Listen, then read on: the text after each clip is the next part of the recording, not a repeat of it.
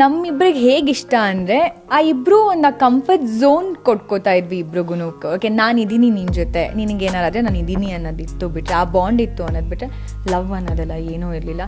ಅವ್ರು ಬಂದು big boss ಕೇಳ್ತಾರೆ ಈ ಮನೇಲಿ ಯಾರು ತುಂಬ ಕ್ಯೂಟ್ ಅನ್ನಿಸ್ತಾರೆ, ಪ್ರಿಟಿ ಅಂತ ಅಂದಾಗ ಅವ್ರು ಬಂದು ರೋಸ್ ಕೊಡ್ತಾರೆ.